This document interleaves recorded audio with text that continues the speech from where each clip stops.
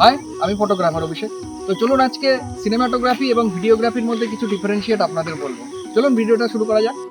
Cinematography মানে কিন্তু অল্প সময়ের মধ্যে সেটাকে সুন্দরভাবে আপনাকে বোঝানো যে টোটাল আমাদের সিনটা এই হচ্ছে বা এই আছে, সেটাকে কিন্তু ক্রিয়েটিভলি দেখানো। এবং ভিডিওগ্রাফি কিন্তু পুরোপুরি এর অপোজিট হয়। কিভাবে বলি, দেখুন ভিডিওগ্রাফিতে কিন্তু ক্রিয়েটিভ জিনিস কম থাকে। যেরকম ধরুন ক্যামেরা এইভাবে ধরে রাখলাম, এই জাস্ট রেকর্ড হলো সামনে থেকে ফ্রন্ট থেকে, সেটাই কিন্তু অ্যাকচুয়াল ভিডিওগ্রাফি।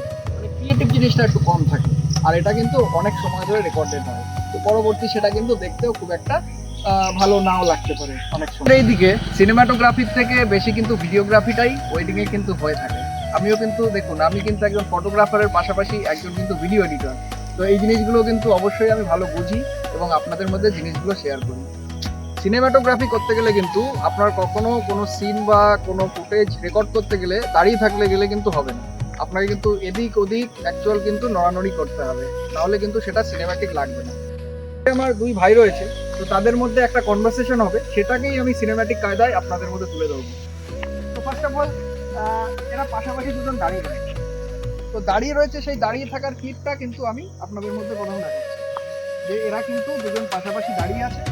সেই দাঁড়ানোর একটা ক্লিপ নিলাম ফার্স্ট, সেই দাঁড়ানোর একটা ক্লিপ নিলাম, অর্থাৎ এখানে দাঁড়িয়ে আছে সেটা আমি দেখাচ্ছি। তারপরে আমার ভাই ওকে বলছে, ভাই তুই ওকে কিছু একটা বল, কোথায় যাচ্ছিস। ও বলেছে ওকে কোথায় যাচ্ছিস। সেই কোথায় যাচ্ছিসটাকে আমি প্রথমে ওর একটা ক্লিপ নিয়ে নিচ্ছি। কোথায় যাচ্ছিস ও বলছে, ওর ক্লিপ নিলাম। তারপরে ও কাকে বলছে, আমার ভাইকে বলছে কোথায় যাচ্ছে, সেই জায়গাটা আমি একটা ফুল নিয়ে নিচ্ছি, যে নেক্সট যে ও কনভারসেশনটা দিল সেটাকে একটা ফুল দেখালাম। তারপর আমার পাশের এই ভাই বিপ্র ওর দিকে তাকালো, তার একটা ফুটেজ নিলাম, ঠিক আছে। তারপরে ভাই বলছে কি যে আমি এইখানে যাচ্ছি, আমিটা এই অবস্থাতেই নিয়ে নিলাম এবং কোথায় যাচ্ছি সেটা আবার কিন্তু আমি ফুল দেখিয়ে দিলাম। কেন কোথায় যাচ্ছিস ফুল দেখালাম, কারণ ওর কাছে স্কুটি রয়েছে। তো ও কোথাও যাচ্ছে, যাওয়ার সঙ্গে কিন্তু আমাদের ভেহিকেলস অর্থাৎ স্কুটিটা কিন্তু সঙ্গে যায়। তো সেটাই কিন্তু আমি আবার ভিডিওর মধ্যে দেখালাম। তো এবার ভিডিওগ্রাফির ক্ষেত্রে কি হয়, দেখুন সিনেমাটোগ্রাফির মধ্যে কিন্তু একই শট নেওয়ার জন্য আমার কতবার এদিক ওদিক যেতে হবে, এবং সেটাকে যদি আমরা ভিডিওগ্রাফি করতাম তখন কি হতো, এই একইভাবে আমি এভাবে দাঁড়িয়ে থাকতাম, ওরা কিন্তু কনভারসেশন করতো, সেটাতে কিন্তু কোনো ক্রিয়েটিভলি কিছুই লাগতো না বা ক্রিয়েটিভিটি সেখানে কিছুই থাকতো না, সেটা কিন্তু একঘেয়েমি মতো লাগতো।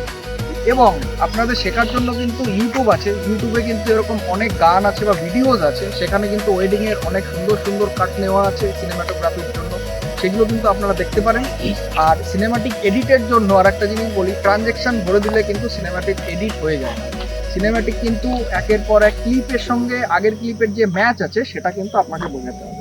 Thank you so much, bye, ভালো থাকবেন। আর লাস্টে দেখুন কত ফ্যান্স এসছে আমার, এই যে ছোট ফ্যান, হ্যাঁ এই যে আমার ভিডিও শুট করলো টাকলু, এই যে আমার দুই ভাই।